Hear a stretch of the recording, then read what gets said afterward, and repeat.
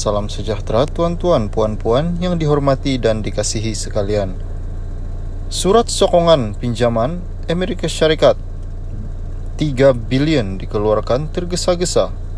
Bekas timbalan Ketua Setiausaha Kementerian Keuangan memberitahu Mahkamah Tinggi pada Selasa bahawa pengeluaran surat sokongan LOS kerajaan bagi mendapatkan pinjaman 3 bilion Amerika Syarikat untuk usaha Samawan MDB Development Berhad 1MDB dan Abar Investment BVI CO dilakukan secara tergesa-gesa.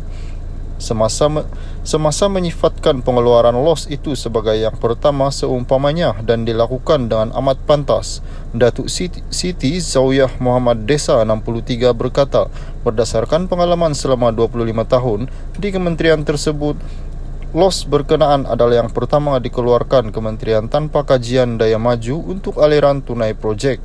Kami perlu membuat kertas kabinet pada hari yang sama.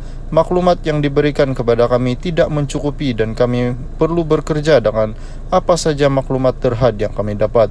Tiada penilaian semasa mengenai pelaburan usaha sama itu, malah tiada apa-apa untuk kami lakukan kajian daya maju, katanya semasa pemeriksaan semula oleh Timbalan Pendakwa Raya Datuk Seri Gopal Sri Ram dalam perbicaraan kes bekas Perdana Menteri Datuk Seri Najib Tun Razak berhubung penyelewengan 2.3 bilion dana 1MDB.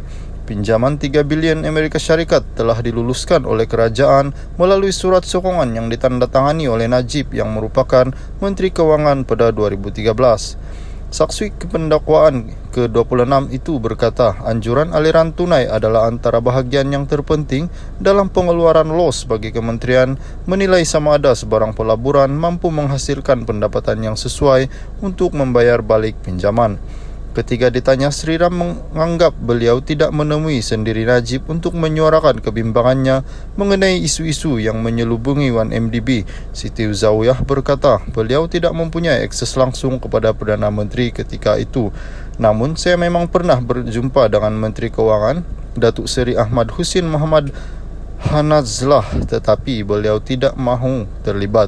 Saya tidak boleh meminta bos saya untuk pergi ke PM. Ia juga bukan amalan untuk pegawai bagi terus kepada PM, katanya. Semasa disoal mengenai keterangannya sebelum ini, Siti Zawiyah berkata beliau diarah oleh bekas Ketua Setiausaha Perbendaharaan Tan Sri Dr. Muhammad Irwan Srigar Abdullah supaya meneruskan pemprosesan los itu walaupun berdepan kekurangan untuk proses biasa bagi menjalankan kajian daya maju. Kata Sri Ram, apabila melakukan apa yang kamu lakukan berhubung LOS ini adalah kamu boleh bertindak melanggar arahan Muhammad Irwan, bolehkah kamu menentang arahannya? Lalu kata Zawiyah, saya boleh menasihatkan beliau tetapi terpulang kepadanya untuk menerima atau tidak. Tetapi beliau ada memberitahu saya bahawa ini mendesak kerana datang daripada PM. Saya terpaksa melakukannya. Najib 69 menghadapi 4 pertuduhan menggunakan kedudukannya untuk mendapatkan rasuah berjumlah 2.3 bilion daripada dana 1MDB dan 21 pertuduhan penggubalan wang haram membabitkan jumlah yang sama.